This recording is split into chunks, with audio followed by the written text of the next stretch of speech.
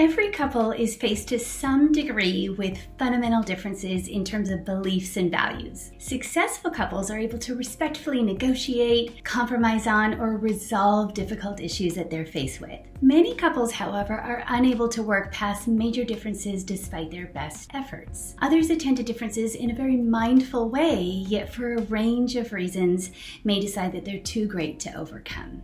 Dr. John Gottman is an internationally renowned marital researcher, and he's written an excellent book called The 7 Principles for Making Marriage Work.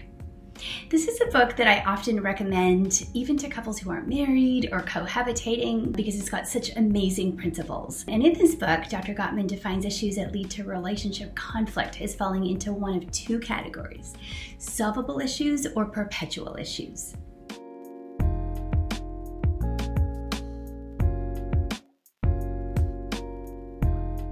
My name is Dr. Joti, and I'm a registered psychologist with expertise in all things related to psychological health, wellness, and resilience.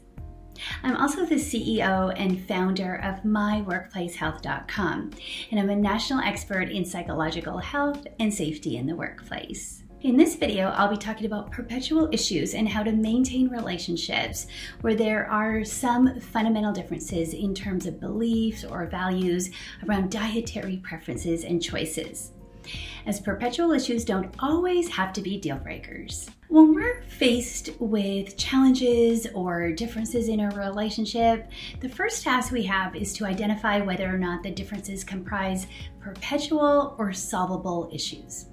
Now, perpetual issues relate to conflicts that will never disappear from the relationship. They stem from fundamental differences in terms of personality and beliefs. Beliefs regarding the value of all life forms, including animals, for example, may be a perpetual issue that leads to different dietary choices. Now, if one is a vegan or a vegetarian because of their beliefs about animal rights, and the other is not, this is likely a perpetual issue.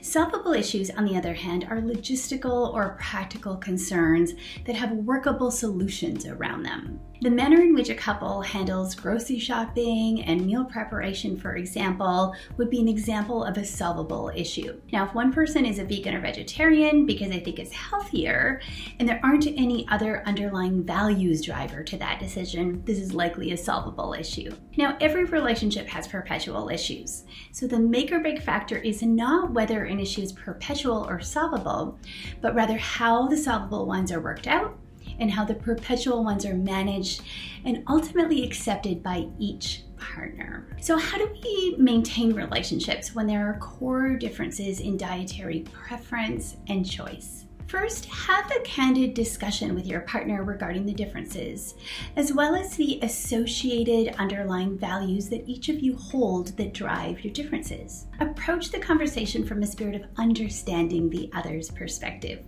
even if you don't agree. Express respect and support for each other's position, and try to actively put judgmental thoughts away. Second, determine whether or not these issues are solvable or perpetual.